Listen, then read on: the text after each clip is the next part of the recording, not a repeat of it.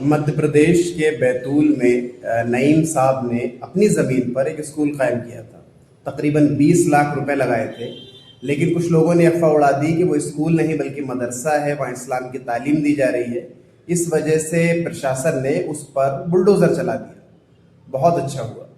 सर्व शिक्षा अभियान के नाम पर जो चीज़ें हो रही हैं इस हिंदुस्तान में, वो बहुत अच्छी हैं। आपको ये खबर भी मिली होगी कि जम्मू कश्मीर में माँ वैष्णो देवी मेडिकल कॉलेज को ये कह करके बंद करवा दिया गया कि यहाँ 50 सीटों में से 42 सीटों पर सिलेक्शन जो है वो मुसलमानों का हुआ है, और चूंकि ये हिंदुओं के ट्रस्ट से चलता है इसलिए इसको बंद कर दिया जाए।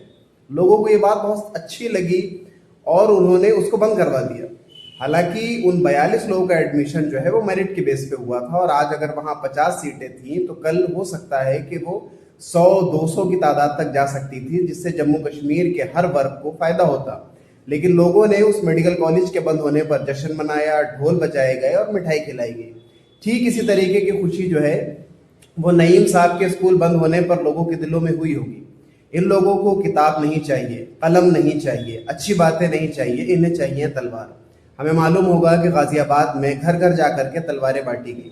उत्तराखंड में ललित नाम का एक शख्स ये कहता है कि मुसलमान एक कैंसर हैं और उनका इलाज जो है वो इन तलवारों के थ्रू ही किया जा सकता है। मुसलमानों के जेनोसाइड की बात होती है, लेकिन प्रशासन ख्वाब गफलत में सो रहा होता है और उसके नज़दीक ये कोई बड़ी बात नहीं है। इस तरह के नफरती बयान देना कोई बड़ी बात नहीं है, इससे कोई समाज टूटता नहीं है बल्कि समाज और जुड़ता है।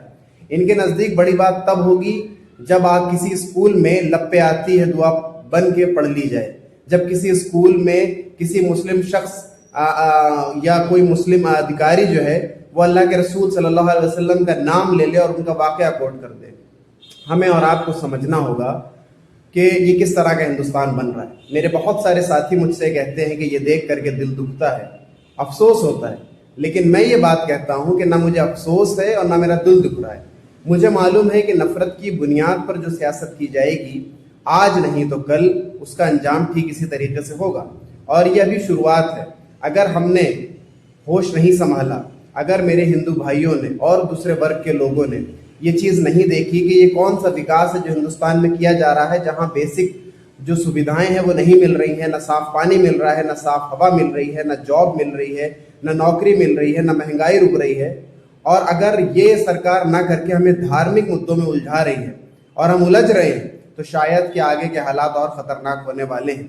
तो समझने की ज़रूरत है, सोचने की ज़रूरत है, और बाहम इत्तेहाद पैदा करके सरकार से सवाल करने की ज़रूरत है। अगर हम सिर्फ अपने धर्म की रक्षा में लगे रहे तो शायद कि ये रक्षा जो है हमारे ऊपर भारी पड़ सकती है, हमारे मुद्दों को दबा सकती है।